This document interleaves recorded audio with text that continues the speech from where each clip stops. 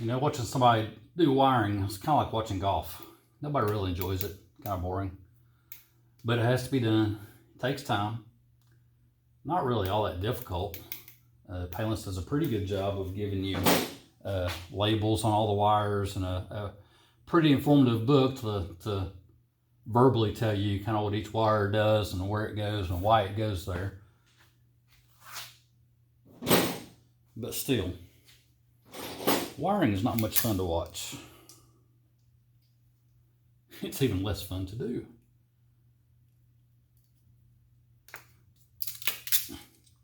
So the ground on this fuel pump, I'm just going to take back to its own mounting bolt. So that's pretty simple. So I just got one hot wire here to hook up. And that's about it. Not real complicated.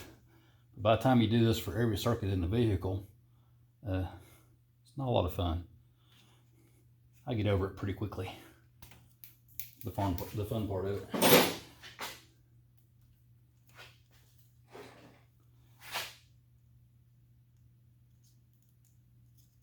I need some different connectors.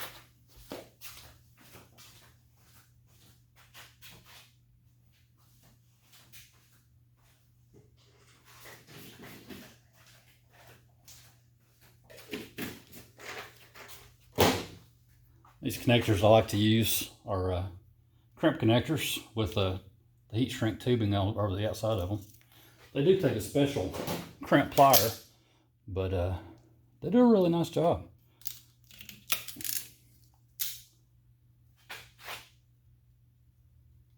I used to solder and heat shrink everything, and if you watch Big Tire Garage, Ian one time talked about, I messed that one up. Ian one time talked about the crimp connectors being better than the heat shrink, than the solder and heat shrink. He had mentioned that even aviation does not allow solder and heat shrink. I guess because maybe it makes too solid of a connection, and vibration can actually cause that connection to break, I guess. I don't know. So I've gone back to using these type of connectors instead.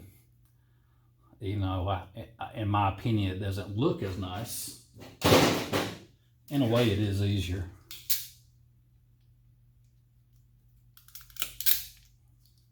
There we go.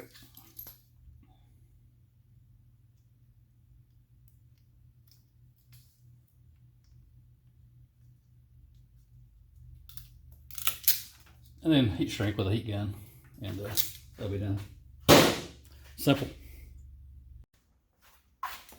I am using relays for things like my cooling fan and for the fuel pump. And this is the relay that I chose to use. It's a fused relay, so it's got a fuse built right into it. That way I don't have to use a fused circuit from the battery to power that device.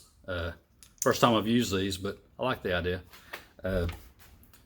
Of course, if you know anything about relays, you know, you got a ground. I just go back to the same mounting bolt that I mount the relay with to ground it, and then you got a power wire to power your device, be it a cooling fan or a fuel pump in this case.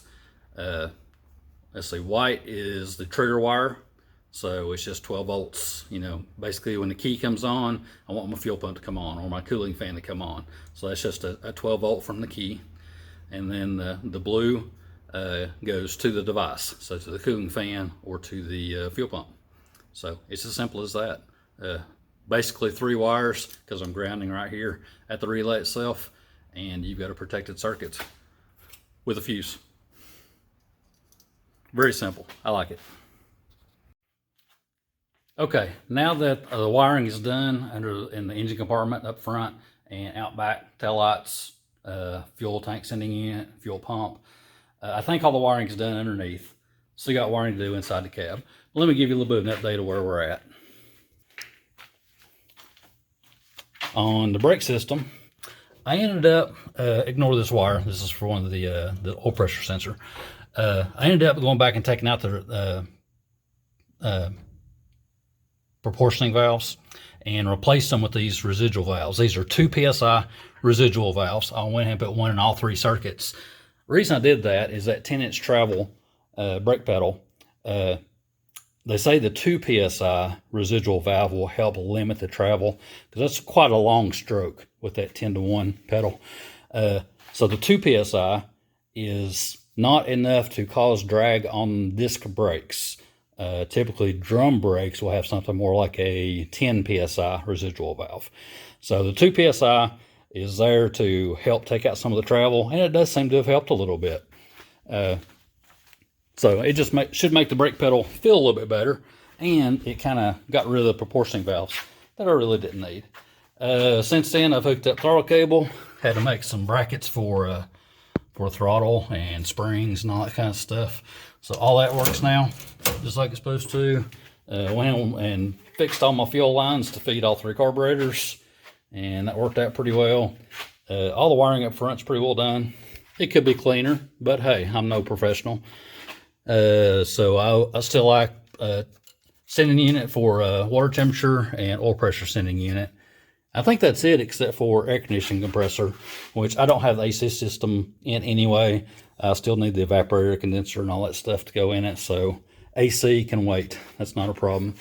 On this 3-deuce setup, if you're not familiar with it, it has a progressive throttle linkage. Throttle cable's on the other side, and basically it uses a center carburetor as your primary. If you're familiar with a 4-barrel carburetor, you know you normally run on the front 2 barrels most of the time, and then when you get to around half throttle and above, it brings in the 4 barrels, the secondaries. This 3-deuce setup works very similar. So most of the time you're running around on the center carburetor only, and then it brings in the front and the back carburetors as secondaries. So you're only on all 3 carburetors when you're above half throttle. And that's what the linkage is on this side. You can see right now, it's not opening the butterflies on the secondary carburetors until you get a wide open throttle, and then it brings in those secondaries. So that's how that works. So all that's in there now and working, seems to be. On the instrument panel that I was going to use in the truck, this is the original gauge cluster that came out of the truck. It needs to be refurbished. I was going to see how well this lens will clean up and polish. Worst case, you can buy all this stuff brand new. This dash, if you can see through all the dirt and the grime, the lens is for a full gauge package, which is good. It gives you, the oil pressure and your battery and coolant, which is what you would want. When I took this thing apart, though, unfortunately, stuff doesn't line up. This is the metal piece, whatever you call this part, for the gauge package. So it's got the holes for gauges, but you can see the stuff underneath doesn't line up. So if you take that apart, there's no gauges in this instrument panel. It's got idiot lights. So it's got this portion of the thing is just your very basic. So it's got the wrong, the metal piece and the length for this gauge cluster. You can buy all the gauges to put this together so that it has full instrumentation. But to be honest, what sold me to go with a different route is the size of the fuel gauge. That's a very small window there for fuel. You can see how big the hole is there. And the gauge that goes in this only has 3 marks on it. It's empty, halfway, and then full. So it's a very small gauge to try to figure out how much fuel you have left. I'm not the kind of guy who will run my gas tank empty. I prefer to, I won't let it get below a quarter of a tank or so. So I wanted a little more definition than that small hole there with 3 marks on it of how much fuel I had left in the truck. I don't like surprises. If you've ever ran out of fuel before, that's not much fun, so I tend to stop quite often. So because of the size of that fuel gauge, I decided not to use this factory gauge cluster. Even though I could put all the pieces in it and make it full gauges, I decided not to. So instead, got on eBay and I found this setup. So it's full instrumentation, set of Dolphin gauges, fuel, oil pressure, water temperature, and volts. And it gives me a tach and of course speedometer. And it has this bezel that goes inside your factory bezel. This is my original bezel. I sandblasted it and painted it just to clean it up. I like to put a chrome bezel in there, but everywhere I look, those seem to be on back order. They're not available right now. I guess that's some of the COVID issues. So I just cleaned up what I had and painted it black. I think it'll look okay. And then this panel that goes in behind there that the cages mount in has the machined, what do you call it? That swirled machine look to it, which is kind of typical of the era, you know, in the 60s. So I'm gonna work on this next and see if I can put this gauge package together and get it ready to go in the truck. Gotta admit, that does look pretty sweet. Now I've got a bunch of wiring to do. I've got to harness all this together, then get it over into the truck. I do want to show you one more cool thing. Adapted and made some LED lights work in this thing. Ended up having to cut off the back half of the buckets, the headlight buckets, in order to make those LEDs fit. But other than that, they went in pretty well. It should give it a nice modern touch and much better lights than the old steel beam halogens. Okay, wiring's done pretty much, other than tying up a few little some of the wire looms and stuff up underneath the dash. I don't want to do that until I'm sure everything works exactly right. But so far, all the lighting works, all that kind of stuff. I've got power to the ignition when I'm supposed to, even in the start position on the key. Instrument panel is in it. Yeah, I think it turned out pretty decent. It still needs, the only thing missing in this panel is the choke, for manual choke. I even went so far as to put me a USB charger there for cell phones and stuff. So I like the way it looks. Turned out pretty decent. Everything is done on the truck.